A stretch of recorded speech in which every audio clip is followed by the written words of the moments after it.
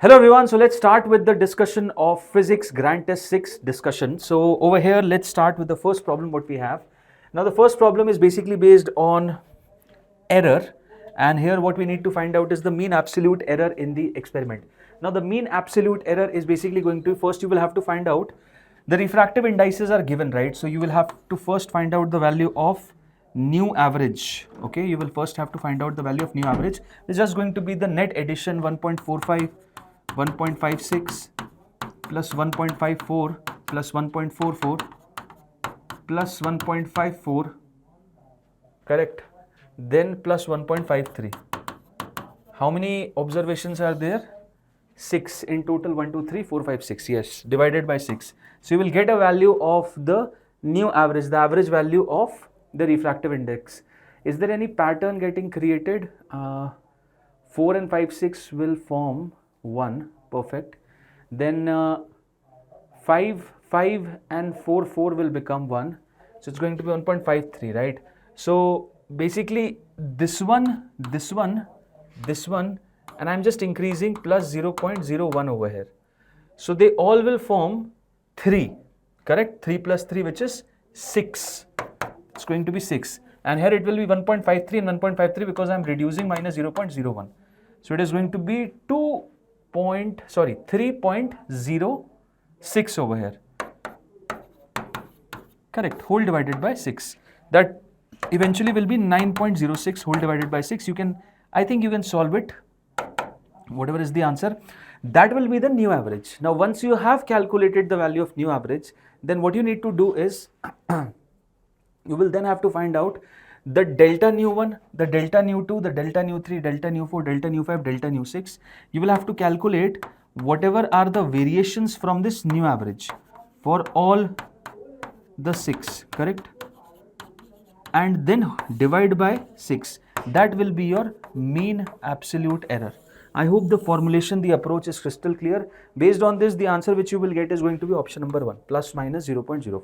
Okay. Moving ahead, epsilon naught E square has the dimension. See, come on, epsilon naught E square, half of epsilon naught E square is the energy density of a capacitor. That means it's basically equal to energy density. Do we have any energy density case over here? Now pressure, what is pressure, sir? So pressure is pressure into volume.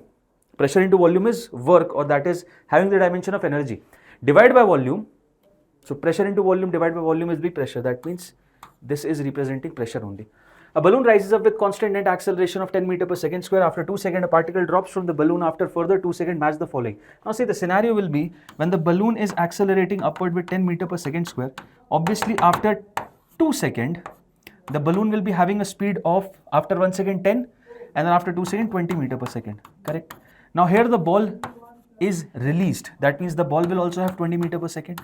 Now from this point, the ball will be undergoing 10 meter per second square acceleration in the downward direction. So this ball will go, 1 second later, it's going to be 10. 1 second later, the velocity will be 0. Clear? I hope this point is making sense. So basically what they are asking us to find out, after further 2 seconds, match the following. Which of the following is going to be correct? Speed of the particle is genuinely going to be 0. That means B will represent 1. B is representing 1 in option 2 and 4.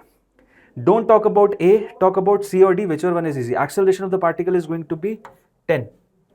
So D is for 2. That means option number 4 is right. Basically through option elimination, we have got the right answer. Parabolic bowl, this is a standard problem which has been asked in JEE multiple times, and also it has been asked multiple times in many of the test series also of NEET. So it's a standard case, please remember it. Here what we need to find, the maximum height at which the small mass M can be placed on the bowl without slipping. So what we need to do over here is, this is mg force, correct. Now whatever is the mg's component over here, that should be balanced, or the mg's component over here, the mg component over here, let's consider a case over here. Okay, so the mg will be in this manner. Now the friction over here will be along the tangent and the mg component will be over here, correct. I hope you understand this. So whatever is the tangent at this point, let's say it is making an angle theta. Okay, it's making an angle theta. So the angle between mg and this component is going to be mg cos of theta. Correct? No sir, absolutely wrong. The angle is between this and horizontal line. So angle is between this and horizontal line. Meanwhile, mg is like this. So this angle is theta. That means this component and vertical is making 90 minus theta. So if this is mg, this is going to be mg sine of theta. Now just balance mg sine theta with nu times normal. Now nu times normal over here will be, so normal will be compensated by this component which is mg cos of theta, because this is going to be normal. So you will get the value of nu mg cos of theta, right? When you will balance it, you will get an expression of tan theta. Now tan theta over here is simple. Tan theta is dy by dx.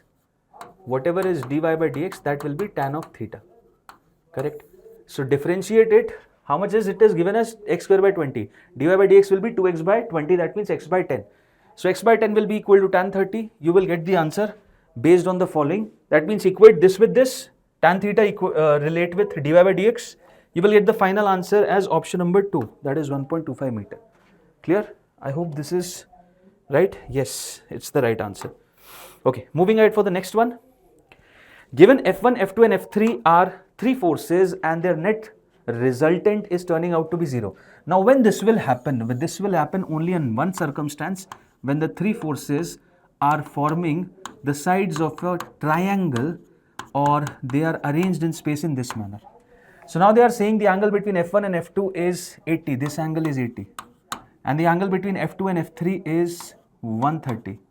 So obviously this has to be 360. That means 360 minus 210 is going to be 150. So option number 2 is the right answer. I hope this is making complete sense. Moving ahead, instantaneous power of a constant force acting on a particle moving in a straight line under the action of this force.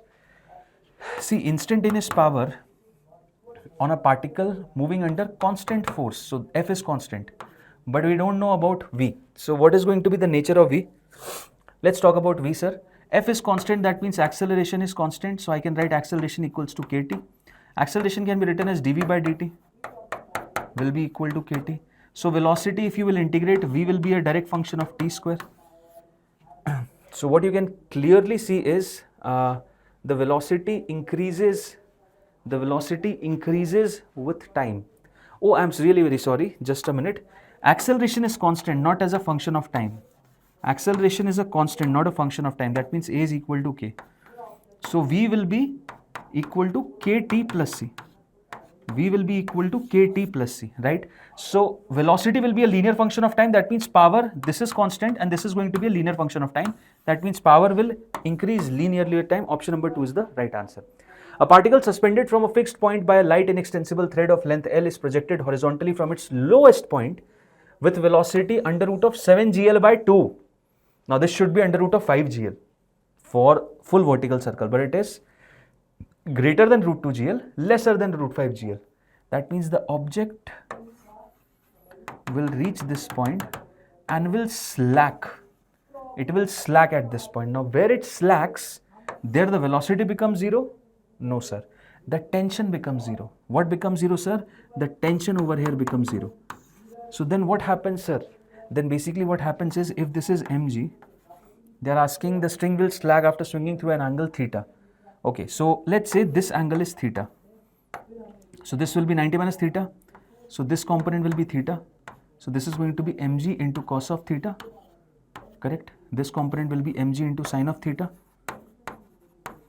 Right, sir? Perfect, perfect. Now, this mg sine theta will actually be providing the necessary centripetal force over here, the mv square by r. Am I clear? Making sense? So mm cancels, that means v square over here will be equal to rg sine of theta. This will be the v square. Correct, sir. No problem. Now, next point over here is this v square. Initially, the velocity given is how much? Sir, it is given as under root of 7 gl by 2. So if I apply work energy theorem between this point and this point, and how much will be the height difference, sir? This is r cos theta and this height over here is r sin theta. And this is r. So the increment in potential energy is, sir, mg into r plus r sin theta. Correct? And the decrement in kinetic energy is going to be, sir, initial kinetic energy is half of m into this velocity whole square, that is 7 gl by 2 minus Later on the velocity is half of m into v square, which will be, instead of r, just keep L. So Lg into sine of theta. Clear? I hope this point is making complete sense. Now I think mg and mg can be cancelled. Yes sir, absolutely correct. Even this r is the length L only. So L can also be cancelled. Finally you will have 1 plus sine of theta will be equal to, here it will be 7 by 4 plus this is going to be sine theta by 2. Correct? Solve it. This will be sine theta by 2. 7 by 4 minus 1 will be 3 by 4. So sine theta by 2 is turning out to be how much? Sir, sine theta by 2 will be turning out to be 7 by 4 minus 1. That is 3 by 4. Am I clear? Am I clear? Oh, just a minute. There is a problem. Problem is there is a negative sign. Why you have ignored the negative sign? Keep the negative sign, because if there is going to be a negative sign, then things are going to be different. This is minus of sine theta by 2. This goes over here. That's going to be 3 by 2 sine theta. And this will be 3 by 4. Right? 3 cancels. 2 cancels by 2. Sine theta is 1 by 2. Theta is 30. So the total angle is this 30 plus 90. That is 120. Nice problem. A bit calculative one. But yes, if you know the approach, you will be able to solve it. Moving ahead, a particle of mass 1 kg is projected at an angle 30 degree with horizontal. This is the case, 30 degree with horizontal. When it lands back over here, the change in linear moment of the particle. See, come on, it will have the same velocity. Now, if you talk about the change in linear momentum, see the horizontal velocity is same as before. Correct. But the vertical velocity, if you see, u sine 30 and here u sine 30. Correct. So the real change is in this velocity. The real change is in this velocity. And how much will be the change? Sir, 2u sine 30. That means equal to u only. And multiply mass also to it. So 40 into 1, that's going to be, change will be how much? Sorry. The change in velocity after 1 second they are asking. I'm sorry, I thought they are asking the change in, okay, no problem. So after 1 second, how much will be the velocity? Let's find this out. U is 40 into sine 30 is 20. So just 1 second later, the object will reach over here, correct? Horizontal will remain as it is, only the vertical component will change, and the vertical component will change by, here the velocity is 20, and 1 second later it's going to be 10 meter per second. Why? There is an acceleration due to gravity, 10 meter per second square.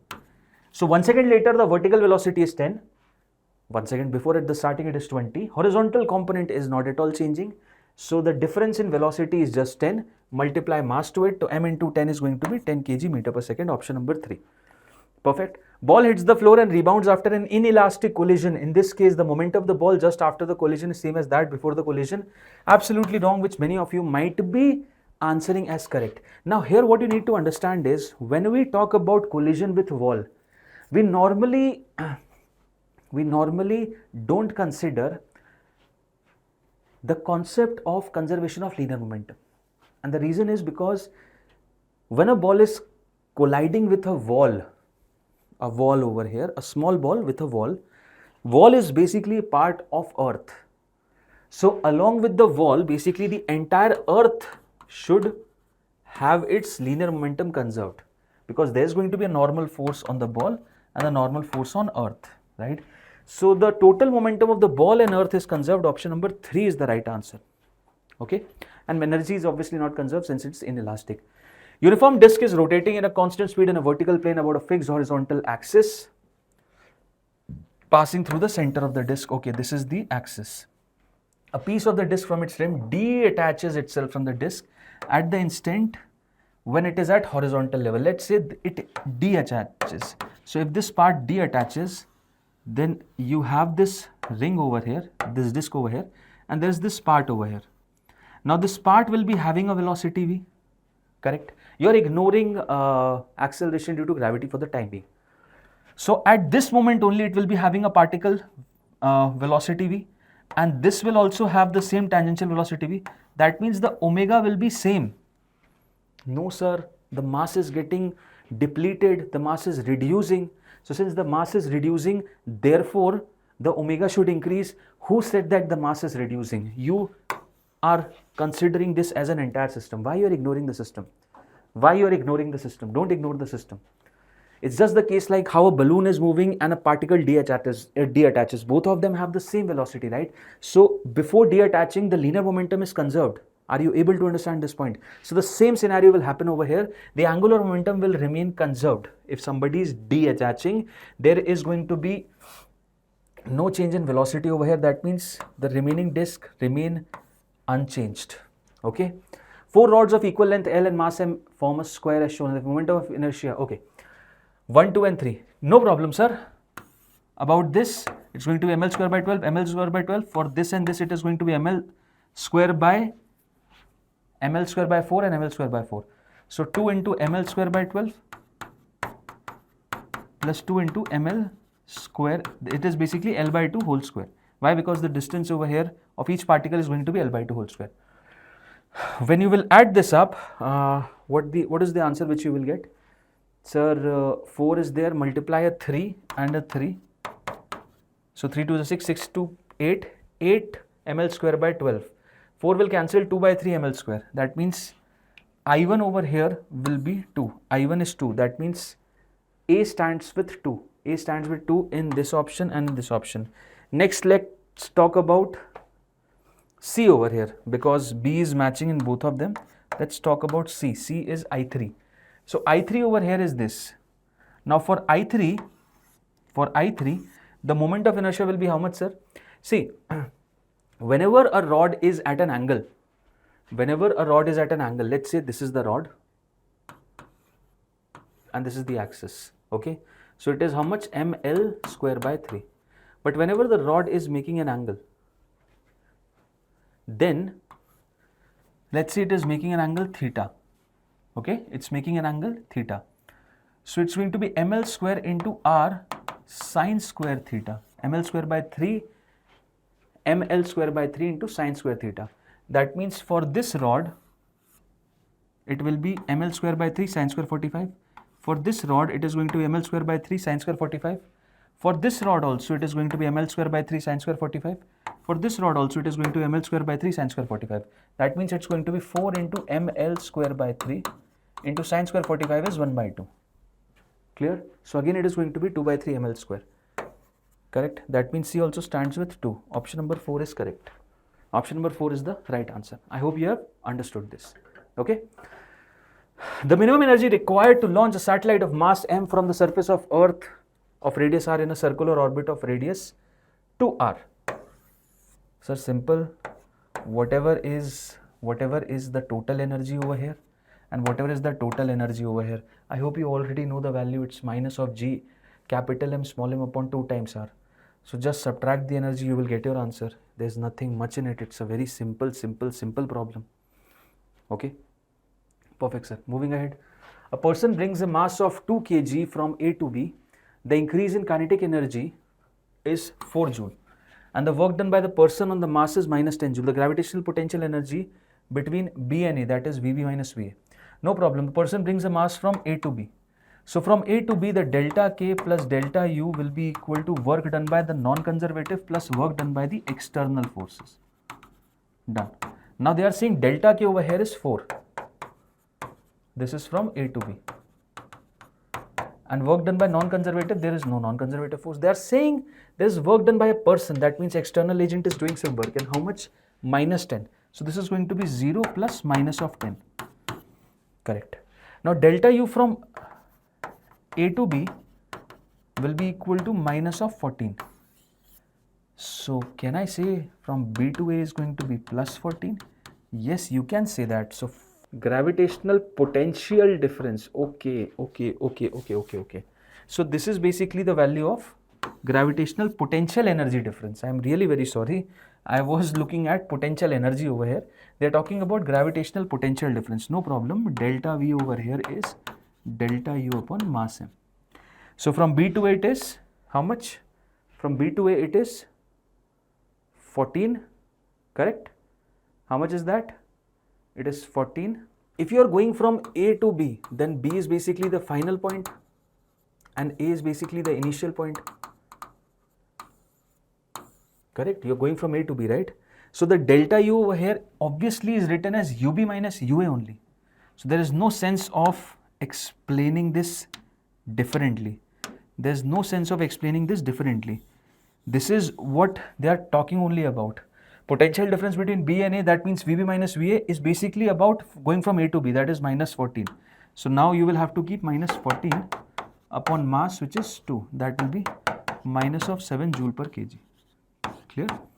Here I thought they are talking about VA minus VB, but when you are going from A to B, obviously your final point is going to be an initial point is going to be A, so final minus initial, that is UB minus UA. Okay, so 4 is the correct answer over here. A simple pendulum has time period t equals to 2 seconds in air. If the whole arrangement is placed in a non-viscous liquid whose density is 1 by 2 times the density of bob, the time period in the liquid will be. Obviously, sir, the time period will reduce, and why the time period will reduce is because there's going to be a pseudo force now acting. Okay, so the G effective, which was mg, and now it is rho vg. So the G effective now will change. Clear? Now how the G effective will change? The new G effective will be equal to mg minus rho vg whole divided by the mass over here. Okay, now what I can say is, let's say the density of the liquid is 1 by 2 times the density of bob.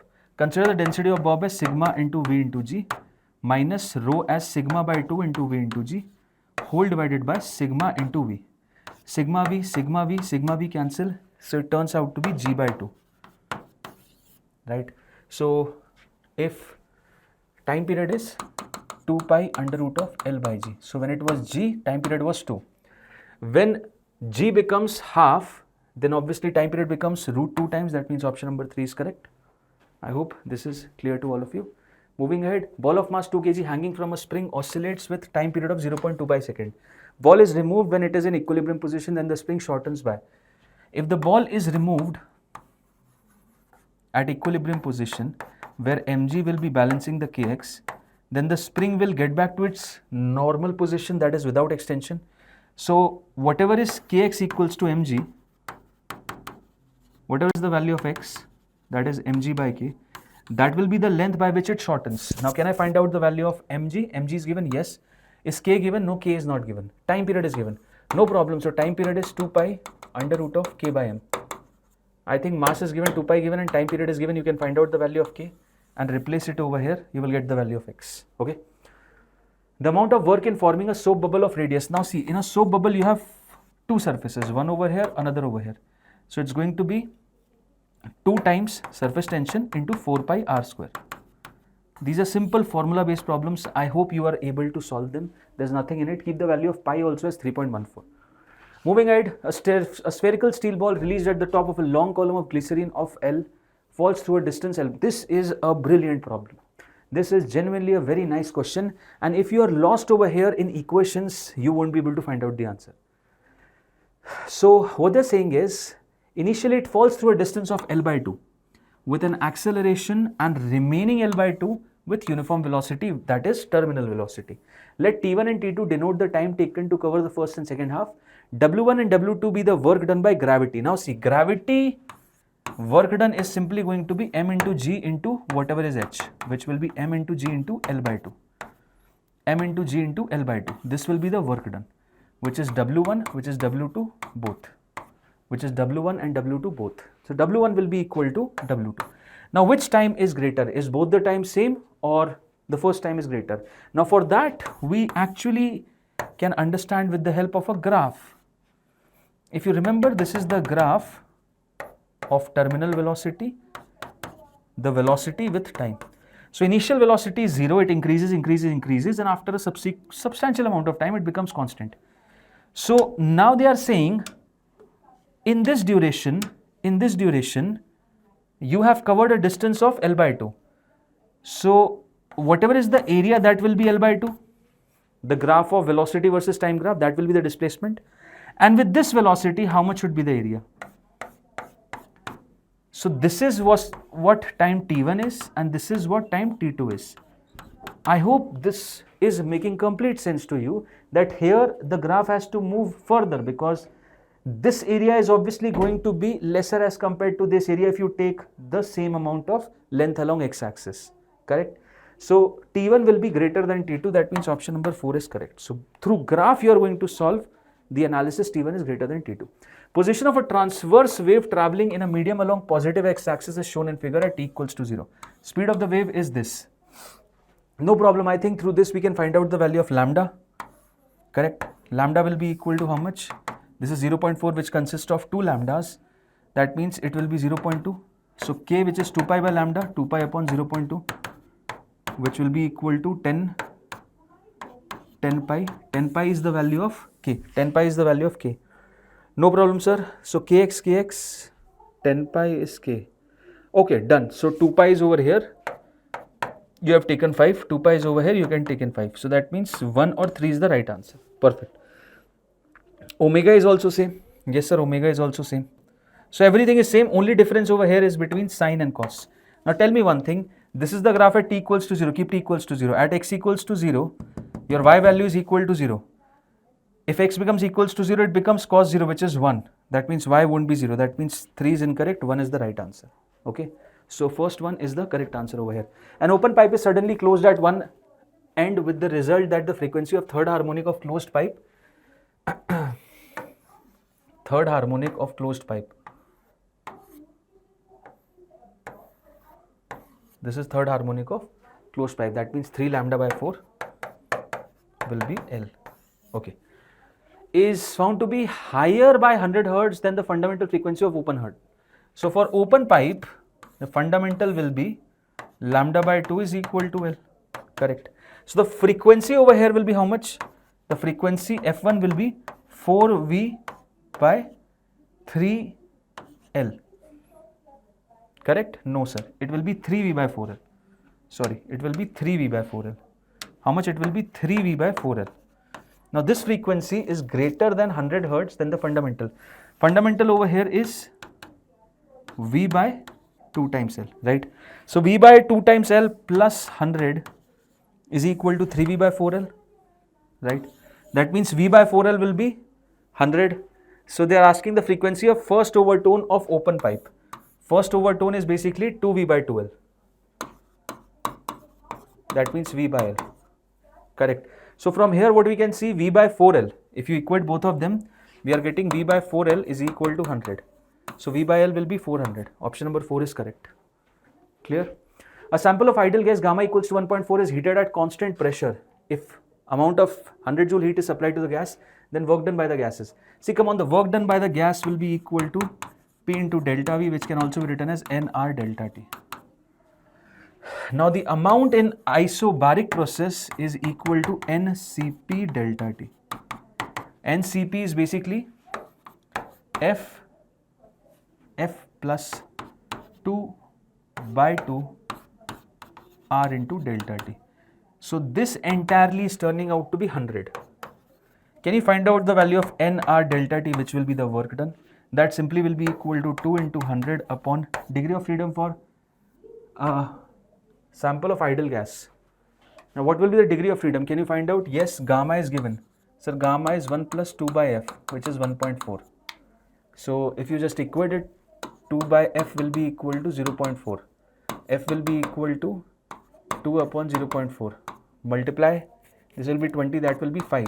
It is diatomic. Degree of freedom is 5. So 5 plus 2, 200 by 7. 200 by 7 is how much, sir? 200 by 7 is close to 70, right?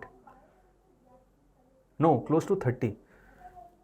28.57. Close to 30 but lesser than, because 7 3s is 20. So option number 3 is the right answer. Okay. I'm getting the answer is 200 by 7. When you will solve it, you will get the answer close to this only. Right? Through gamma, I have calculated the value of degree of freedom. It is going to be diatomic. If you will remember 1 by 4 represents diatomic, that's good. If not, then you can equate with 1 plus 2 by F, which is the value of gamma. Okay. If two rods of length L and 2L having coefficient of linear expansion alpha and 2 alpha respectively are connected so that the length becomes 3L, the average coefficient. See, the point is there, when you are going to consider a single length, it should show the same effect which this is showing, right? So whatever is the delta L1 and delta L2 over here, the same delta L should be over here. That means delta L should be equal to delta L1 plus delta L2. Now delta L1 will be equal to the initial length into alpha into delta T plus this length, initial length, which is 2L into 2 alpha into delta t, and that will be equal to the initial length, which is 3L, into alpha F equivalent into delta t. Delta t, delta t, delta t cancels. L and L gets cancelled. So alpha equivalent will be equal to alpha plus 2 alpha, alpha plus 4 alpha, that means 5 alpha by 3. Option number 3 is correct. Temperature of an ideal gas is 300 Kelvin. The change in temperature of the gas when its volume changes from V to 2V in the process P equals to AV is. See, first of all, you want the temperature change with volume change, right? So ignore P. nRT upon V is equal to AV. Done, sir. Perfect. So T will be equal to some K times V square. Done, sir. Making sense. Perfect. Now, this is 300 Kelvin. When volume is V, how much will be the temperature when K becomes 2V whole square? So obviously into 4, that will be 1200 Kelvin. So temperature change 1200 minus 300 is 900. Option number 1 is correct. 4 spheres A, B, C, D are made of different metal but of same radius are kept. Very nice question. Very nice question. Which sphere will show the faster rate of cooling? Now see, any sphere will lose radiation, and the power with which it loses radiation, which is delta Q by delta T, is dependent upon sigma. It is black body radiation, so E is 1, area into temperature raised to the power 4. Now see what they are saying. They are having same radius. That means area is same. Same temperature. That means this is also same. That means the radiated power is same. Now this radiated power in this delta Q will be equal to M into S into delta T, whole divided by small delta t equals to sigma 8 temperature raised to the power 4. Now all those will be able to understand this who have understood how Newton's law of cooling is derived, because Newton's law of cooling is derived using this only. Okay. Now things are related with this M into S. Take this MS over here. So delta T upon delta small t is what we need to calculate, is equal to sigma 8 temperature of the body raised to the power 4. Further mass, because density is given, I am writing as rho into volume into specific heat capacity. Correct? Now listen to me, all of you.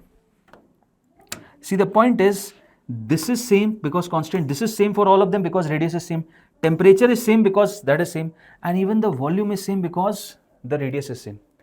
The only point which will differentiate what is the temperature rate of cooling is the multiplication of rho and S. So whoever is having the rho into S as maximum, whoever will have rho into S as maximum will have the least delta T by delta small t, and whoever has rho into S as minimum will have the maximum delta capital T upon delta small t. Okay, sir, perfect. So who is having the maximum value of rho into S? Sir, maximum, sir, why we are interested for maximum? Let's calculate for minimum because we need maximum rate. So minimum is basically for 4 and 1, 4 ones are. Then this is 2 5s are 10. Then this is 6 3s are 18. And then this is 3 2s are 6. So minimum is with 4 into 1, which is 4. That means D will have the maximum rate of decrement of temperature, that is maximum rate of cooling. 50 watt per meter square energy density of sunlight is normally incident on the surface of a solar panel. Some part of the incident energy, 25%, is reflected from the surface and rest is absorbed. The force exerted on 1 meter square surface area will be close to 1 meter square of surface area will be close to. So see, this is the intensity. This is the intensity of light which is forming. Now see, when a light is completely reflected, then it is 2I by C. When it is completely absorbed, it is I by C. So for partially, it is I by C into 1 plus R, where R tells you the portion of the reflected light which is getting reflected, or the portion of the incident light which is getting reflected, which is 25%, that is 1 by 4. So 1 plus 1 by 4 is 5 by 4 times I by C. Keep the value of I, keep the value of C, you will get your answer. I hope there is no problem, and it is close to, it will be close to 20 into 10 raised to the power minus 2. Okay. Exact value they are not asking, close to value. So please don't think, sir, there is no answer. Concave lens forms an image of an object such that the distance between object and image is 10 centimeter and the magnification produces 1/4. The focal length of the lens is. I think this is a very simple question. You people can solve it. It's a very simple problem related with ray optics. In YDSC experiment, how many maximas can be obtained on a screen? See, the concept over here is the number of maximas will be equal to d by lambda, from plus minus d by lambda with a GIF figure. So d by lambda over here is turning out to be 3 by 5. Correct? 3 by 5 is going to be 3. That means on the screen there is going to be first plus 3, then plus 2, then plus 1, then 0, then minus 1, then minus 2, then minus 3 over here. Okay. So how many are there? They are telling us to find out, including the central maxima, to total 7. Including central maxima. The angle of incidence for an equilateral prism is 60. What should be the refractive index? Simple problem. This is 60 degree and here the light ray is going in this manner. So if this is 60, then how much will be this angle, sir? This is 60, this will be 60. So this is going to be 30 degree over here. Correct? Yes, sir. That means the R value over here will be 30 degree. So bas Snell's law lagao. Please use Snell's law. 1 into sine 60 will be equal to nu into sine of 30. You will get your answer. Correct? The equivalent resistance between point A and B. Now see, come on. Here the point B is there, here the point B is there. So technically if you merge both of them, these two will be in parallel, R by 2. Then in series with this, 3R by 2. Then in parallel with this.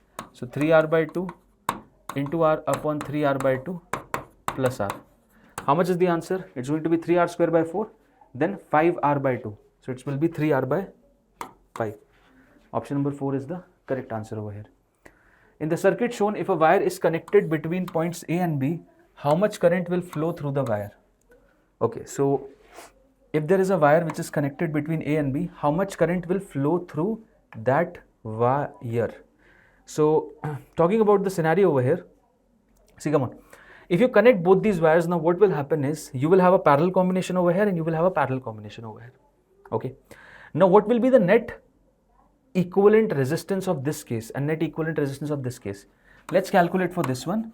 It will be 12 into 8 upon 12 plus 8, which is 20. For this one, it will be 12 into 6 whole divided by 12 into 6, which is 18. Correct, sir. This goes by 3, this goes by 4.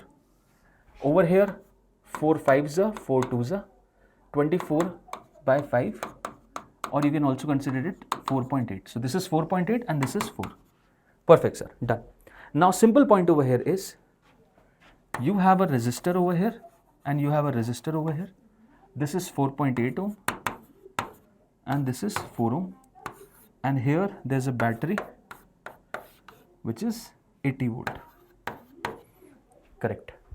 Now can you please tell me what will be the potential drop over here? V1 and V2. Yes, I can. V is directly proportional to R if the current is same. So V1 over here will be 4.8 upon 4 plus 4.8 into 80. If I have calculated the V1, I can very easily find out and tell you this is the same potential drop across this 8 ohm.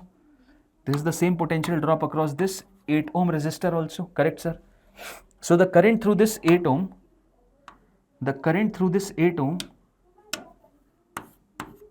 I1 over here will be V1 whole divided by 8.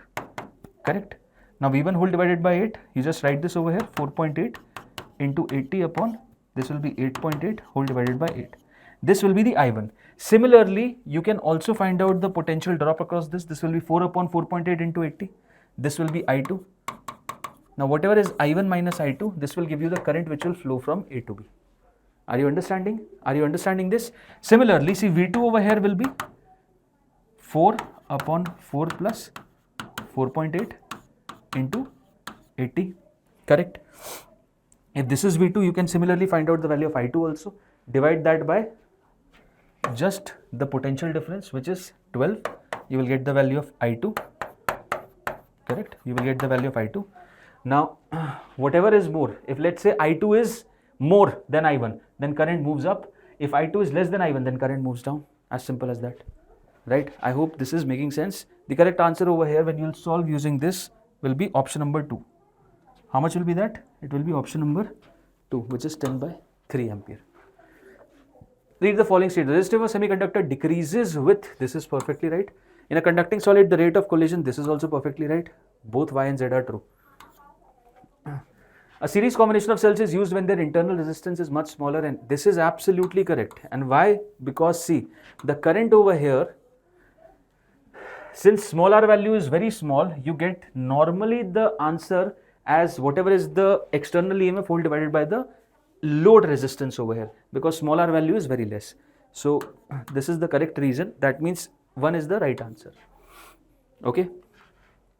Capacitor is connected to a battery. The force of attraction between the plates. See, the force of attraction is Q square upon 2A epsilon naught. When the force of attraction between the plates, when the separation between them is halved. So the point is, it is still connected to the battery, right? Yes, it is still connected to the battery.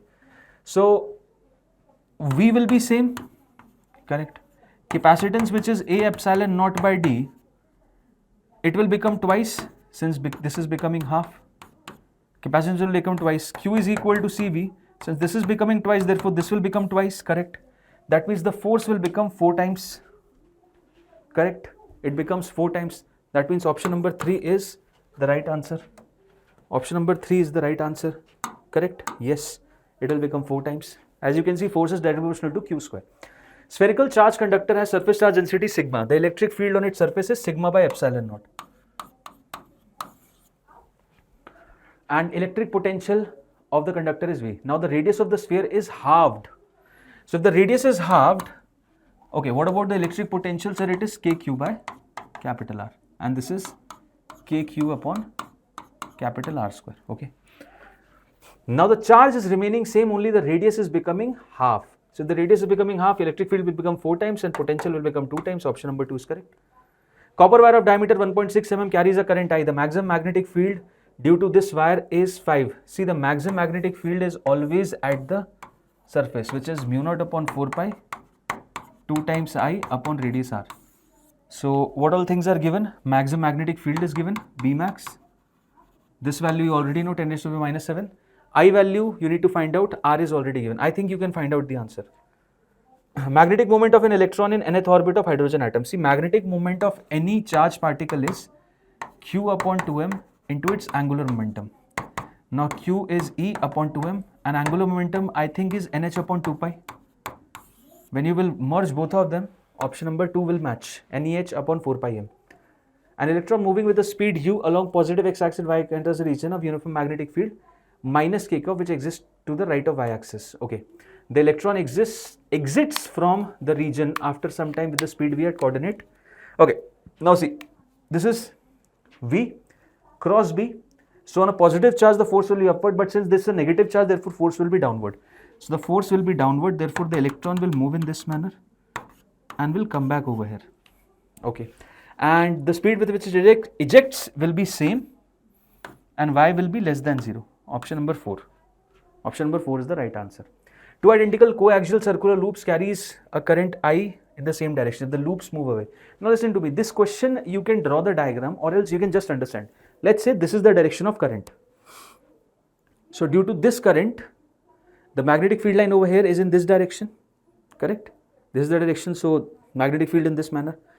Now if I separate it, then magnetic field in this direction will reduce. Now if you imagine the magnetic field line due to this current is also in this direction only. So in this direction, if the magnetic field strength is reducing, therefore further current will move like this. No, I will not allow you. So current actually will increase in each loop because when they are going apart, the current will increase in the same direction over here. Okay. 110 RMS is applied across a series circuit having resistance 11 ohm and impedance 22 ohm.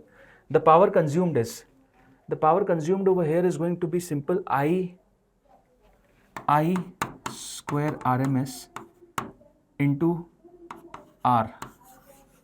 Okay, I RMS whole square into R. Now I over here will be how much? Sir, I over here will be V RMS by Z whole square. Okay, so final answer over here will be 110 into 110 whole divided by z square is 22 into 22 into 11. Through this you will get your final answer, right? Cancel this by 2 into 2, cancel this by 10 into 10. This is going to be 100, 100 by 4 is 25, 25 into 11 is going to be 275. Option number 1 is correct. The potential difference across a 2 Henry inductor as a function of time is shown in figure. At time t equals to 0, current is 0. Okay. Current at t is equal to 2 seconds. Current at t equals to 2 seconds. Now see, the point is EMF over here, V is L into di by dt. Now from here to here you can see potential is a function of time, kT. Please evaluate things over here. Integrate this dt with kT. You will get the value of di. Correct? So di over here will be simple kT dt whole divided by L. Integrate it. So when you will integrate it, at t is equal to 0, the current is 0. At t is equal to 2, which they are asking, what is the value of current? They are asking, right? So the value of I.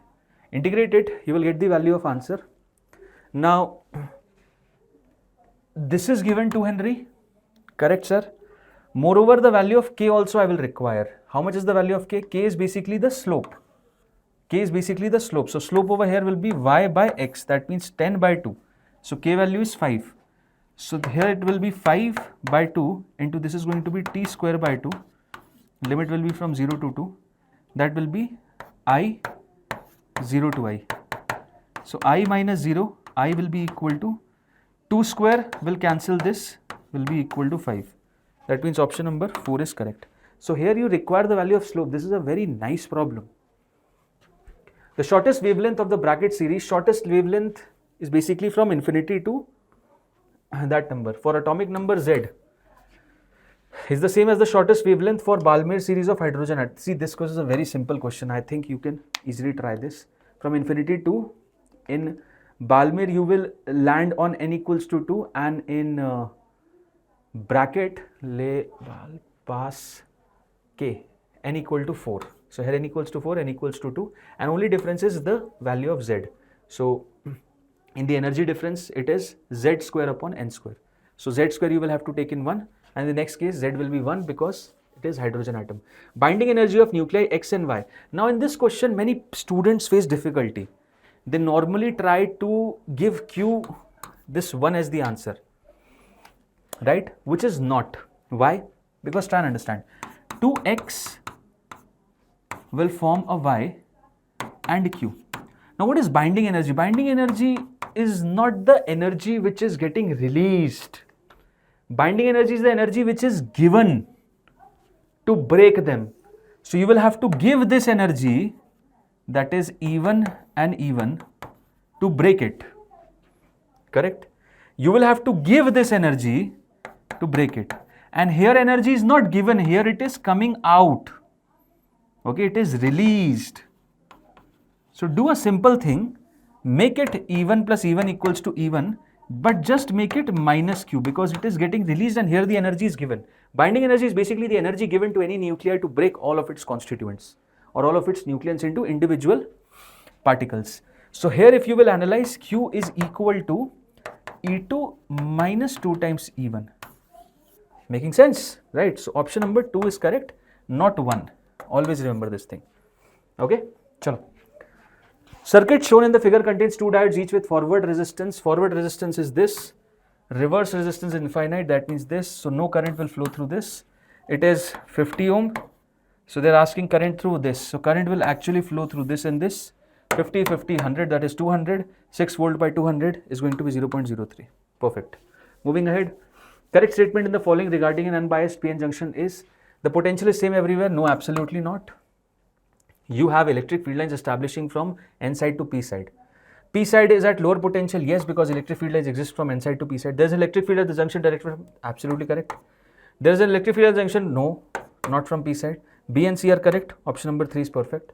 The work function of a substance is 4 eV, the longest wavelength of light that can cause photoelectric emission. The longest wavelength will be simply equal to hc upon lambda is EV, 4 EV.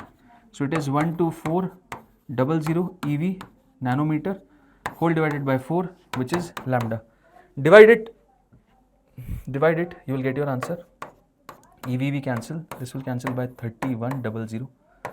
So, oh sorry, this is in angstrom. This is in angstrom. And in nanometer, it's going to be 310. So, third one is the correct answer. Okay. The electron emitted in beta radiation originates from, please understand, the electron over here, everything is happening based on nuclear disintegration. So, that means things are going to come out of the nucleus. So, inner orbit of atom, absolutely not. Come on, you study nuclear radioactivity, right? Free electrons existing in the nuclei, there are no free electrons existing in the nuclei, sorry. Decay of neutron in a nuclei, yes, a neutron decays to form give an electron and proton. So this is the right answer. Photon escaping, no. So option number 3 is the correct answer over here. Okay. With this, we finally close this session. Meanwhile, this 45 questions, some of you can argue, sir, this is out of syllabus since we are not studying radioactivity. But I think this much amount of conceptual awareness you should have. Okay, because sometimes radioactive reactions we do study, what are alpha, beta and gamma particles, and we should know that yes, they come out of the nucleus. Okay, talking about radioactivity as such from quantitative point of view or the numericals, those are not coming. Okay, so I hope this has made sense. Overall, this paper is on the moderate side. It's a standard paper which I think can be created for RE-NEET 2026 also, having questions which are of good level also, and having questions which were solvable in a span of 1 hour. And there are some good questions which many of you might face trouble. There are calculations, but majorly there are problems which you can solve. Okay, so that's all for this session. Thank you so much. Bye bye and take care all of you. Hello students, RE-NEET examination grand test 6 chemistry paper discussion we are going to see. So this paper is well balanced and it is on par with NEET examination. So without delay, let us see the question number 1. It is an ideal solution is formed by mixing of 10 mole of A An ideal solution is formed by mixing of 10 moles of a component A, liquid A, with 20 moles of liquid B at the temperature T. If the vapor pressure of B and A are, this is P naught A, P naught B, and this is P naught A. Then the vapor pressure of the solution is going to be. So let us say P total is equal to PA plus PB. According to Raoult law, PA is equal to P naught A mole fraction of A, P naught A mole fraction of A plus P naught B mole fraction of B. So what is the mole fraction of A? Mole fraction of A is equal to 10 moles upon total number of moles 10 plus 20 is going to be 10 by 30 is going to be 1 by 3. Mole fraction of B is going to be 20 by 30 is equal to 2 by 3. Now carefully see, it is tactically given B and A. So it is the P naught B and this is the P naught A. So P naught A is 87 into mole fraction of A is going to be 1 by 3 plus P naught B is going to be 90 into mole fraction of B is going to be 2 by 3. On solving, so you are going to get 89 mmHg you are going to get. So the answer for this question is going to be first answer. Here is the question from biomolecules. Correct name of the compound is given here. So it is nothing but a oxidation product formed by glucose. So glucose, when you treat with CHO and CH2OH, and it is going to be OH, and it is OH, OH and OH. It is going to be treated with HNO3, strong oxidation. Both aldehyde group and primary alcohol group is oxidized. So this is going to be glucosaccharic acid or saccharic acid. Option 3 is the answer for this question. Students, this question is asking about hydrogen peroxide in aqueous solution decomposes on warming to gives rise oxygen according to this equation. 2H2O2 gives rise 2H2O plus O2. By looking at this balanced equation, 2 mole can give 1 mole of oxygen. But here 100 milliliters of 0.2 molar H2O2. So the molarity is equal to number of moles into 1000 by volume in milliliters. So number of moles is equal to molarity into volume in milliliters upon 1000. And molarity is given as 0.2 into 100 milliliters upon 1000. On doing so, 0.02 is going to be the number of moles. So 0.02 mole of hydrogen peroxide should give 0.02 by 2 is equal to 0.01 mole of oxygen. That is equal to 0.01 into, here it is given 24 dm cube. So that the answer for this question is going to be 0.24 dm cube. This is the first answer. First option is the answer for this question. Students, this question is based on practical organic chemistry, practical inorganic chemistry. You can see Gris-Ilovsky test is the confirmatory test for the nitrite ion. So you have to identify the correct statement, and it is a phenomenal, and this test is for nitrite ion. And the color of methyl orange indicator in acidic and basic medium are, in acidic medium orange and the basic medium are yellow respectively, and it is correct. We use this methyl orange in the titrometry. And also barium 2 plus gives crimson red. No, it is wrong. It is going to give rise apple green. Therefore, C is not correct. Cobalt and aluminum are group 4 cations. No, it is going to be group 3 cations. So that I would say only A and B are the correct answers, and the option 3 is going to be the correct answer for this question. Moving ahead, here it is a very important question based on the photoelectric effect. So work function of the metal is 4 electron volt. To emit a photon of 0 velocity, so velocity is going to be 0. I mean to say kinetic energy is going to be 0. And the wavelength of the incident light should be, incident light energy is equal to W naught plus Ke. As Ke is 0, energy is equal to W naught. That is going to be 12400 upon lambda in angstrom units is equal to W naught is given 4. So wavelength is going to be 12400 upon 4. You are going to get 3100 angstrom units. And the answer for this question is going to be option 4 is the correct answer for this question. Moving ahead, here is a question asking about the statement 1 and the statement 2.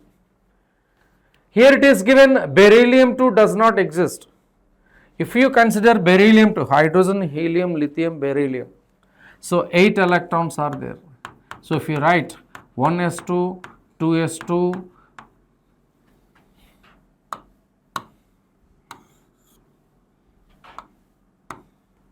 sigma 1s2, sigma star 1s2, sigma 2s2, sigma star 2s2. So bonding electrons 4, bond order is going to be Nb minus Na by 2. Bonding electrons are 2 plus 2, 4. Anti-bonding electrons, it is going to be 4 by 2 is going to be 0. So as the bond order is 0, this molecule do not exist is correct. And number of electrons in bonding molecular orbital, anti-bonding molecular orbital of C2 is equal. So C2 exists if we do so in the same way. So they cannot be equal, so that it is wrong. Statement 1 is correct, statement 2 is not correct. Option 3 is the correct answer for this question. Moving ahead, it is a chemical equilibrium question.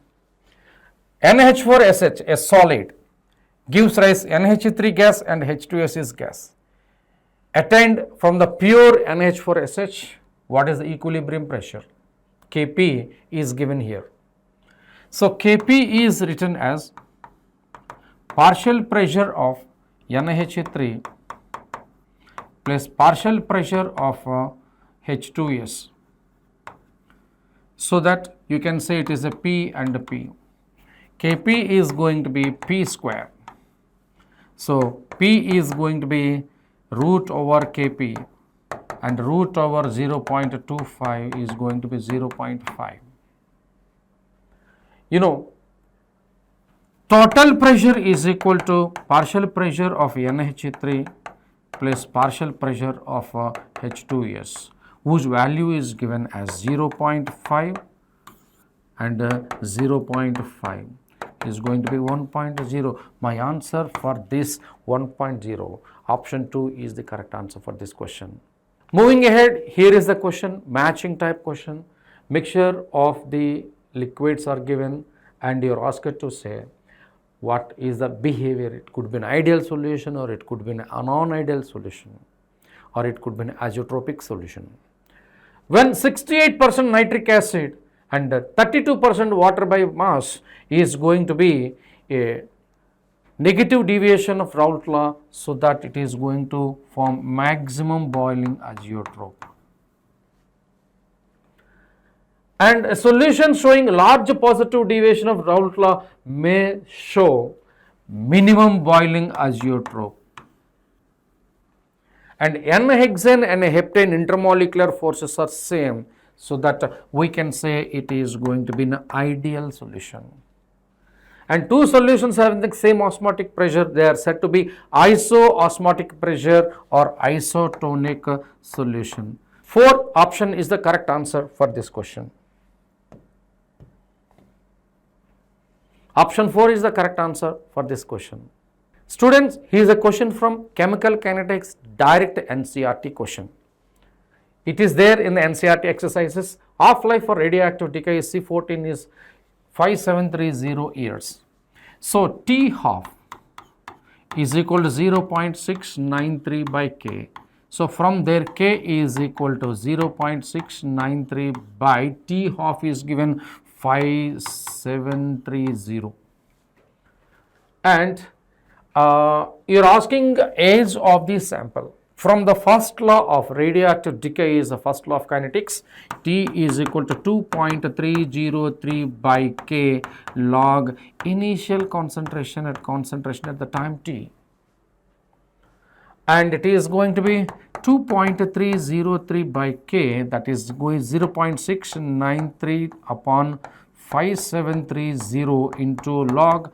Initially, if you take 800, you left with only 80% of this, and on doing so you are going to get the answer. So log 100 upon 80, so you can write this as log 10 by 8. So you can say log 10 minus log 8. We can say log 10 is equal to 1 minus log 8 is going to be 0. Approximately you can take 0.8. So like that you can solve this. You are going to get the answer as 1900 years is the answer for this question. Students, here it is a question from the pH calculation. You have to take the data from the ionic equilibrium and electrochemistry Kohlrausch law. So on the basis of the following data, select the correct pH of this 10 minus 2 molar ammonium hydroxide. So here it is given ammonium hydroxide molar conductance at the given concentration, it is going to be 10.2. So for that you need to calculate first alpha. So alpha is equal to molar conductance at a given concentration and limiting molar conductance. So let us talk about the limiting molar conductance. Limiting molar conductance of ammonium hydroxide. So that is calculated with sodium hydroxide, limiting molar conductance of sodium hydroxide plus ammonium chloride minus sodium chloride. So you are going to see sodium hydroxide is equal to 320 plus ammonium chloride 130 minus sodium chloride 110. On doing so, you are going to get a 340. So you take this as a 10.2 upon 340. You are going to get a 0.03. So you can calculate Kb value from this. So you can calculate Kb value based on C alpha square ionic equilibrium. Concentration is given as a 10 power minus 3 and alpha value 0.03 square. On doing so, you are going to get 9 into 10 power minus 7. So you are going to get OH minus ion concentration is equal to C alpha. OH minus ion concentration can be calculated root over Kb dot C. Kb you calculated as 9 into 10 power negative 7 into concentration value is given as 10 power minus 2. So you can take that and you are going to get 3 into 10 power negative 4.5. That is the OH minus ion concentration. So the POH you can calculate negative log 3 into 10 power negative 4.5. On doing so, POH you are going to get as 4.2 and pH is going to be 14 minus pH, that is going to be 14 minus 4.2, and the value approximately is going to be, you will be getting the answer as 10.48. Option 2 is the correct answer for this question. Students, this is a question based on thermodynamics enthalpy of neutralization. It is given enthalpy of neutralization is 57.1. So heat evolved when 0.5 moles of HCl is mixed with 0.3 moles of sodium hydroxide. So HCl plus NaOH gives rise NaCl plus H2O. Here it is given 0.5 moles and it is going to 0.3. So this is the limiting reagent. So 1 mole of the 1 equivalent of an acid and 1 equivalent of a base combined to gives rise 57.1. If it is 0.3, so enthalpy change is going to be 57.1 into 0.3. You are going to get the answer as 17.13 kilojoule. So the answer for this question is going to be option 4. So moving ahead here, 50 kg of nitrogen and 10 kg of hydrogen are mixed to produce NH3. The maximum amount of NH3 is formed is going to be, so this is exactly given in NCERT. It is exactly given in NCERT and hydrogen is the limiting reagent. So nitrogen plus hydrogen gives rise to NH3. So if you say 1 mole of this can react with 2 mole of this and 3 mole of hydrogen and gives rise to 2 mole of NH3. So you can take 50 kg of nitrogen. So you can say number of moles of nitrogen, that is going to be 50 kg. So 10 cube upon 28. And number of moles of hydrogen is going to be 10 into 10 cube moles of 2. Okay, so this is going to be the limiting reagent. Okay, I want to say 10 into 2 mole can give rise, 3 mole can give rise 2 mole of ammonia. So 3 into 2 grams can give rise 2 into 17 grams of ammonia. If this is given as 10 into 10 cube by 2 is going to be how much? So you are doing unitary method. that is going to be 2 into 17 upon 3 into 2 into 10 into 10 cube by 2. On doing so, you are going to get 56.67 kilograms, and it is directly taken to the grams. You can convert into the kilograms. Option 2 is the correct answer for this question. Here is a question, another one, asking about the chemical kinetics unit. For first order reaction, the unit of A in the RE-NEET will be, so the rate constant, RE-NEET constant, they have the same dimension, that is going to be second inverse. Option 3 is the correct answer for this question. Moving ahead, here is one more question. The minimum volume of water required to dissolve 1 gram of calcium sulfate. Calcium sulfate, CaSO4, gives rise to Ca2 plus and SO4 2 minus. Solubility S and S, KSP is going to be SS square. Solubility is going to be root over KSP. That is equal to root over KSP value is given as 9 into 10 power minus 6 mole per liter. On solving so, solubility is going to be 3 into 10 power minus 3 mole per liter. And you are going to get 3 into 10 power minus 3 into 136 gram per liter. So this much mass is required to dissolve in 1 liter of the solution for 1 gram. So you can calculate volume is equal to mass upon solubility. Mass is supposed to be here 1 gram. Solubility is going to be 3 into 10 power minus 3 into 136 is the molecular mass of calcium sulfate. And doing so, the volume is going to be 2.4 liters will come. So the answer is going to be option 2 is the correct answer for this question. Moving ahead, here is a question based on the Faraday's laws. Assume during electrolysis AgNO3, O2 is formed at anode according to the reaction 2H2O gives rise 4H plus O2 plus 4 electrons.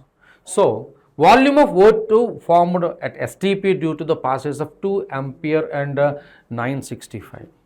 So Q is equal to I into T. 2 amperes and time is going to be 965. So you are going to get 1930 coulombs. 1930 coulombs. And I just want to say number of moles is going to be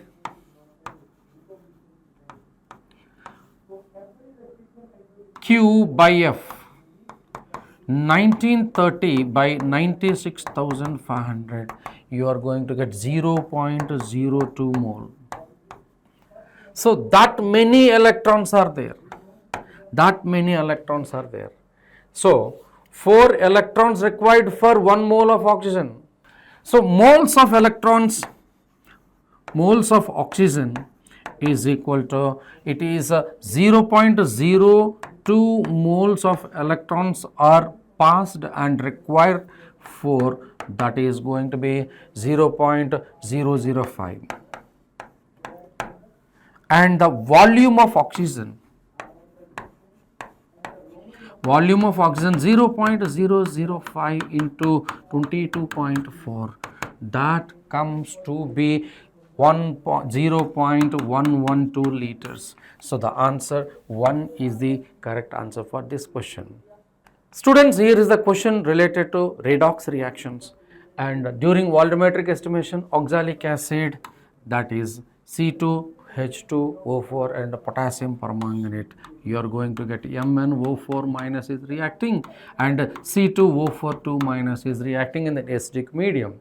So you are going to get MnO4 minus plus C2O4 minus gives rise to Mn2 plus and CO2. When you look into this N factor over here, it is a plus 7 and it is going to be plus 2, N value is going to be 5 and plus 3 into 2 and it is going to be plus 4 into 2, you are going to get n factor is going to be 2. I wanted to say here, so the molarity of the KMnO4 into n factor into volume of KMnO4 is equal to molarity of the oxalic acid and n factor of oxalic acid and volume of oxalic acid H2C2O4. So it is given as 28 milliliter 0.1. 0.1 into 5 into 28 milliliters, and the molarity is going to be how much you have to calculate, n factor is 2 and 20 milliliters. So that molarity you are going to get as 0.1 into 5 into 28 upon 2 into 20. On doing so, you are going to get 0.35 is the answer for this question. Moving ahead, here it is a very important question. How many statements given below are true? It is given as the energy of electron in multi-electron atom depends on its principal quantum number. As n value increases, the principal quantum number increases and energy also increases.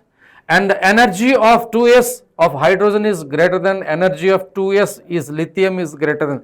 Energy is increases as atomic number increases for the same orbital. So it is also true. Sodium has 10 core electrons, so only one outer shell electrons. So all the electrons except outer shell electron is said to be core electrons. This is also correct. And the size and the shape, energy of 3p orbitals are identical for given atom. I mean to say 3px, py, pz all are same here, it is true. And the magnitude of the psi square at any point at given gives the value of a probability of density of that particular point. So psi can have a negative value or a positive value, but psi square is magnitude is always a positive value. It gives the probability finding of an electron. There are the 3d orbitals which do not have electron density along the axis. Yes, so that is dxy. You can see along the axis there is no electron.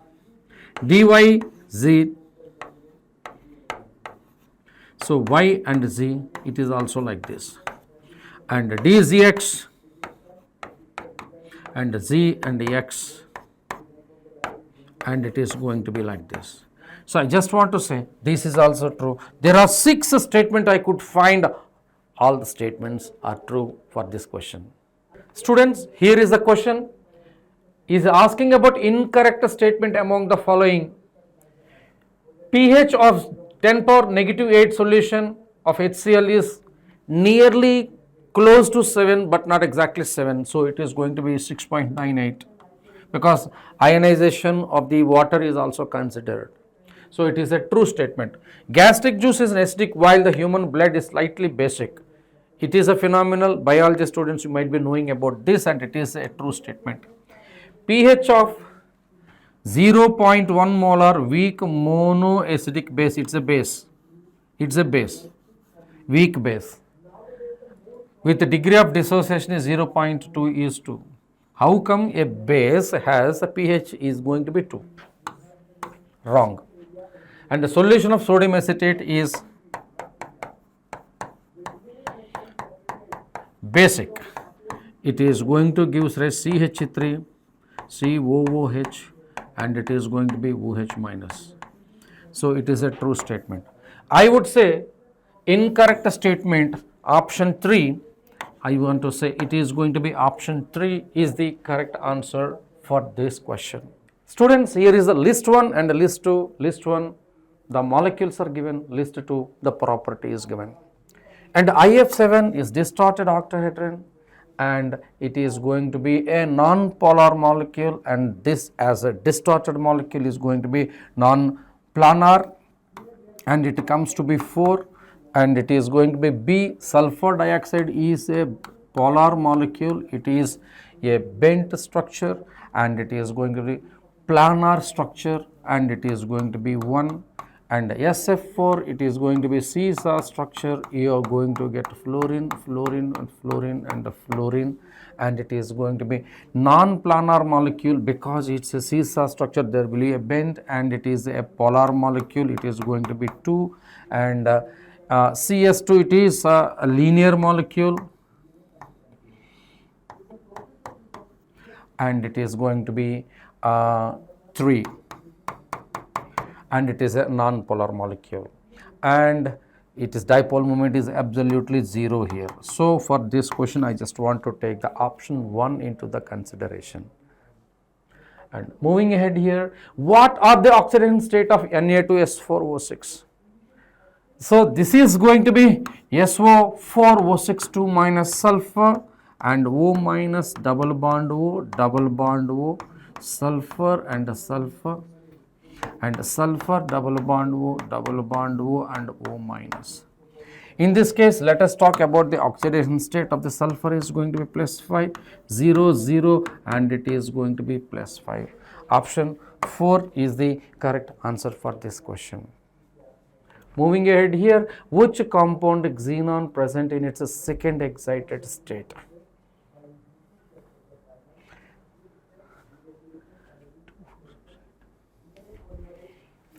Xenon is going to have NS2 NP6 octet configuration, d orbital is going to be 0. And so in the first excited state, 2 unpaired electrons will be there,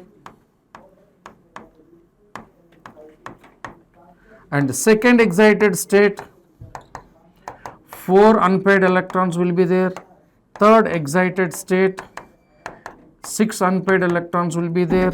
Fourth excited state, you are going to get 8 unpaired electrons will be there.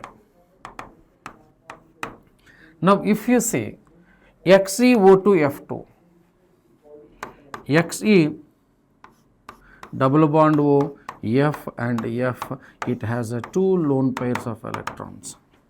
Therefore, I would like to say it is in the second excited state.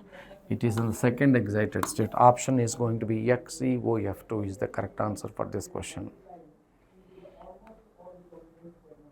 Option 3 is the answer for this question. Consider the following observations, and a compound is given, it decomposes on heating at 513 Kelvin to gives rise green colored, black colored compounds. That is KMNO4 on heating gives rise K2MNO4 and MnO2 plus O2. Can exist in dark purple crystals, yet it is going to be KMNO4. It shows diamagnetism along with weak temperature dependent paramagnetism. This is a diamagnetism and it is a paramagnetic compound, temperature dependent. It's a beautiful statement composed this question from the NCERT textbook, each line by line. So the answer for this question is going to be KMNO4 is the answer for this question. Which of the following statement is related to lanthanides is incorrect? Europium shows +2 oxidation state. Lanthanides generally shows +3 oxidation state. Europium shows +2 oxidation state. Correct. The basicity of LNOH thrice decreases as ionic size decreases. Lanthanide contraction, it is also correct.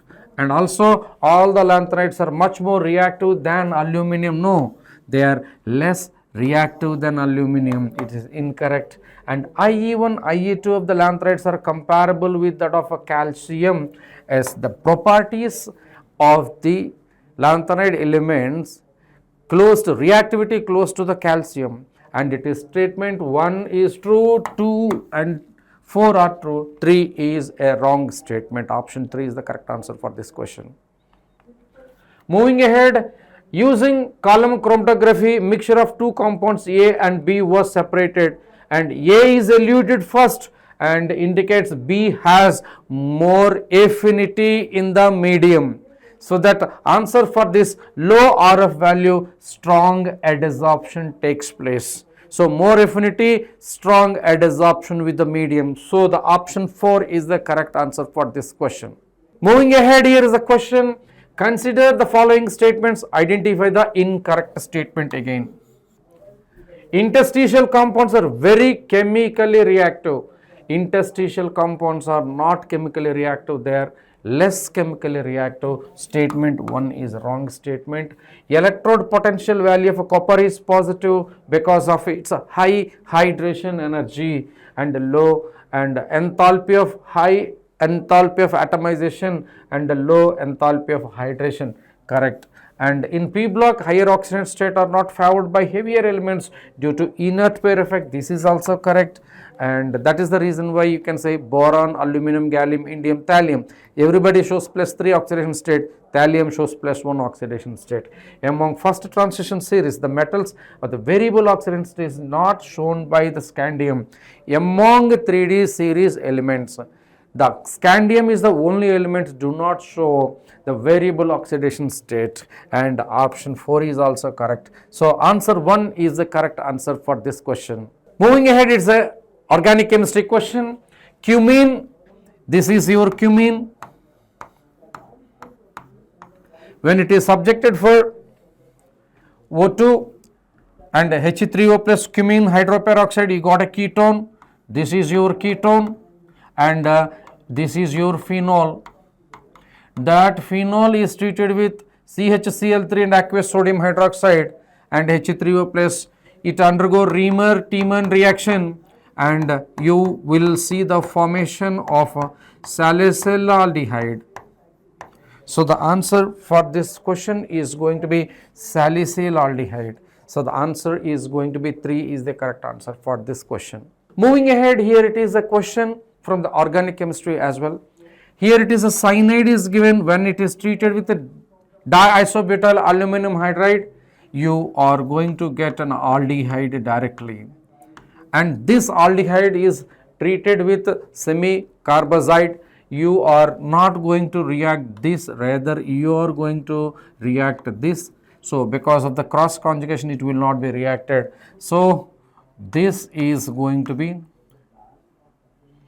carbon double bond, carbon to hydrogen double bond here, N, and it is going to be NH, and the C double bond O, NH2. So the answer for this question is going to be, this is the correct answer for this question. Moving ahead here, the amine that react with Hinsberg reagent to gives rise an alkali insoluble. You have primary amine, you have secondary amine, you have tertiary amine. If it is reacted with Hinsberg reagent, if it is reacted with Hinsberg reagent, benzene sulfonyl chloride.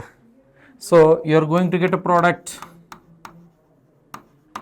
and you are going to soluble in sodium hydroxide. You are going to get a product insoluble in sodium hydroxide. So there is no reaction at all. So based on this is insoluble, it's supposed to be secondary amine. This is a secondary amine. So the answer for this question is going to be option 4 is the correct answer for this question. Dear students, here it is a question based on assertion reasoning, and the metals of the second and third transition series elements have the greater enthalpies of atomization corresponding the metal of the first transition series. So enthalpy of atomization for 5D is greater than 4D is greater than 3D is correct. And metal-metal bonding is much more frequent in 3D than the corresponding metals than the 5D, which is not correct. If that is the correct, this would have not been correct, right? So answer say this is wrong, assertion is correct, reason is not correct. So option is going to be 3 is the answer for this question. Moving ahead is one more question from this isomerism here. The total number of monochloro derivatives possible for 2,4-dimethyl pentane. This is a 2,4-dimethyl pentane. So let me give various monochloro products. Here it is a monochloro product. Here it is another monochloro product.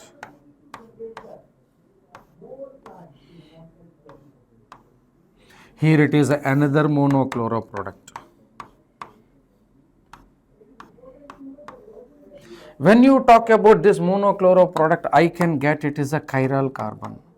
So I can get it as a plus and minus two different products. I can get a total of 4 products. Option 2 is the correct answer for this question. Students, here is a question from the root mapping type question, and it is methyl benzoate on hydrolysis. You are going to get benzoic acid, COOH.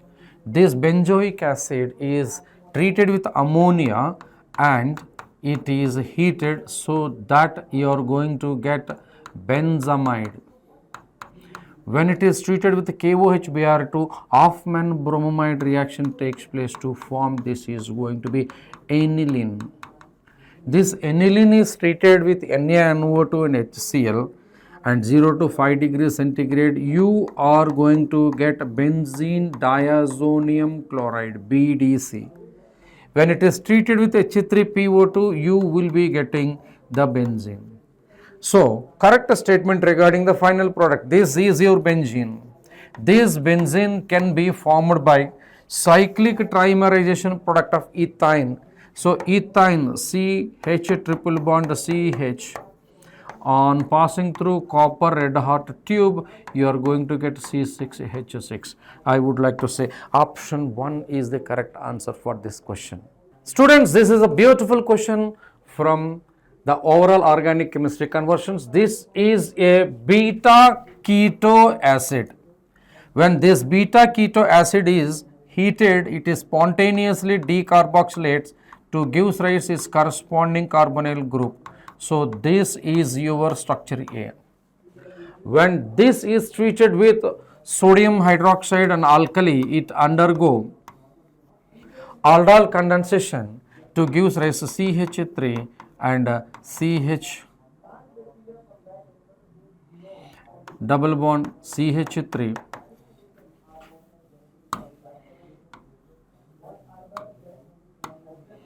double bond CH2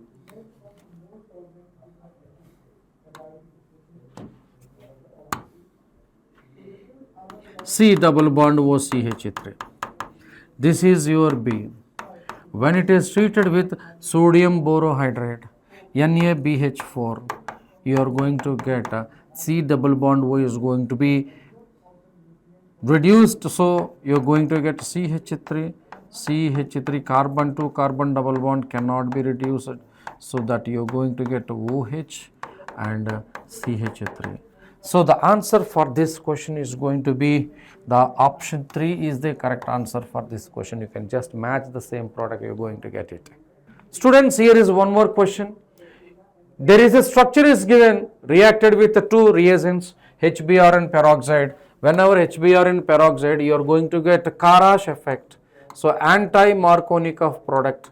So Br, and you will see the formation of a bromine here. When it is treated with COF2, Schwarz reaction, bromine is going to be replaced with fluorine. So you will be getting bromine and the fluorinous product is formed. So the answer for this question is going to be option 4 is the correct answer for this product.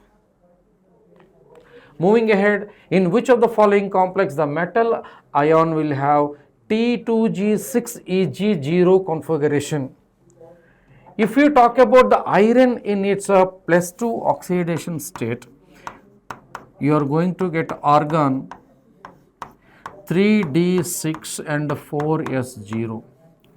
And in the presence of a strong field ligand, you are going to get D6 is going to be a T2G and Eg. There is a long energy gap. So T2G and Eg. So CFSC is going to be too large. You are going to be first electron, second electron, third electron, fourth electron, fifth electron, sixth electron. T2G6, Eg0 will be there. So I want to say option 4 is the correct answer for this question. Students, here is a question. Consider the following statements, identify the correct statement. So, EDTA is used in the treatment of lead poisoning. EDTA being a hexadentate ligand, it is directly can be used for treating the lead poisoning. It is given, the statement is given in NCERT.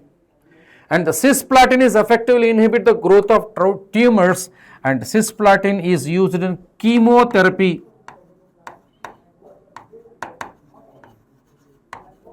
So that it is also true. And the hardness of water is estimated by simple titration by sodium EDTA. It is correct. And in black and white photography, AGBR is removed by using hypo to form a complex sodium argentothiosulfate. It is also correct. And all the statements are correct. My answer for this question is going to be option 4. Students, here is a question.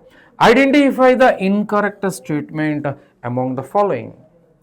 So, Freon 12 is manufactured from carbon tetrachloride by Schwartz reaction. It is correct. And iodoform is an antiseptic, and it is antiseptic action is due to liberation of a free iodine. That's why it is in government hospitals also it is given here. And chloroform is slowly oxidized by air in the presence of light to produce highly poisonous gas called tear gas. No, it is not a tear gas. You are going to get pause gene. So it is wrong statement, and DDT was used as insecticide, well known concept. So option 1, 2, 4 are the correct. Option 3 is the correct answer for this question. Students, this question is based on the ozonolysis. Here it is given compound X1 reacted with followed by zinc and H2O. It is a reductive ozonolysis. Gives a formaldehyde. So this is your formaldehyde.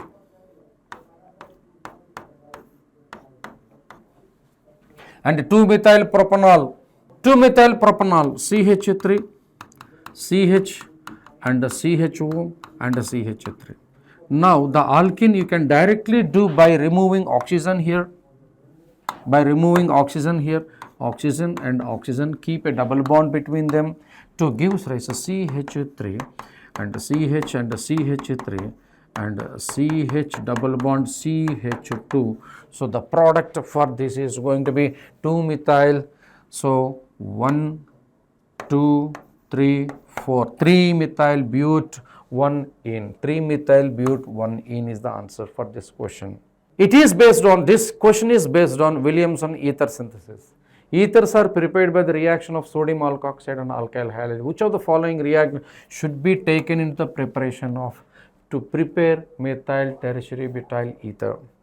So I mean to say RONA plus R-X gives rise ROR- plus NaX. So you have to ensure this is SN2 reaction, and this alkyl halide should be either primary alkyl halide, okay, secondary alkyl halide, okay, it never be tertiary alkyl halide. So tertiary alkyl halide prefers E2 reactions. That's the reason why I just want to use methyl bromide. Option 3 is the correct answer. It is given in the NCERT directly. Students, it is a question again from the direct NCERT. Solved examples it is given here. And an aromatic compound XC6H8O gives a positive DNP test. It gives yellow precipitate with Y. So it is a methyl ketone. And react with the iodine to gives rise sodium hydride. Does not give tolerance test. So it is a methyl ketone but not aldehyde. So if you consider a structure is supposed to be like this, CH3, it all is going to be, this is X and this formula is going to be C6H8O. And if it is going for the iodoform, and you are going to get this COO minus and CHI3. It is tolerance, it will not give. And drastic condition, it gives a carboxylic acid. Okay, it is an oxidation, and you hit it, you are going to get a carboxylic acid. So based on this, I just want to suggest you this option 3 is the correct answer for this question. Here it is another matching type question. Symbol of the element, atomic number is given. HS, it is given with atomic number 108. RG ronzanium, it is given as atomic number 111. And moscovium, it is going to be given atomic number 115. And OG, it is given as atomic number 118. The option for this question is going to be option 2.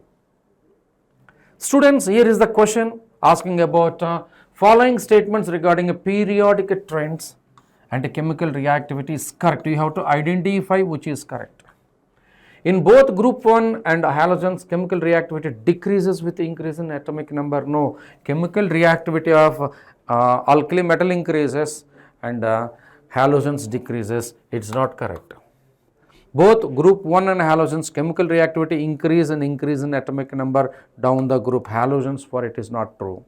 In group 1, the reactivity increases, but halogens, the reactivity decreases. We got the option 3 is the correct answer for this question. Moving ahead, here the correct statements from the following are: the decreasing order of atomic radii in the group 13, thallium, indium, gallium, aluminum and boron. But here this is not correct. This is not correct. Boron is less than, aluminum is less than, and gallium, then thallium, indium is greater than thallium. So it is not correct. Down the group 13, electronegativity decreases from top to bottom. And electronegativity decreases from top to bottom. From thallium and indium it increases. It is not correct. And aluminum dissolves in HCl. Aluminum dissolves in dilute HCl, liberate hydrogen, but in concentrated HNO3 renders aluminum passive by forming a protective oxide layer. So thermodynamically HNO3 can react with aluminum, but kinetically it do not react because due to the formation of protective oxide layer. All the elements of group 13 exhibit high stable +1 oxidation state. No, everybody exhibit +3 oxidation state. Only thallium exhibit +1 oxidation state due to inert pair effect. And hybridization of aluminum in AlH2O3 plus sp3d2, here it is supposed to be 6, and choose the correct answer from the opposite. So it is going to be correct and it is wrong and it is correct. So I just want to say C and E are the correct. Option 3 is the correct answer for this question. So at last, a simple question: which of the following can give phthalate dye test? Phenols can give phthalate dye test. Phenols can give neutral FeCl3 test. The answer for this is going to be option 3. There we end up the paper discussion GT6, and we'll see you with a more number of papers in future. All the best for your exam. Thank you.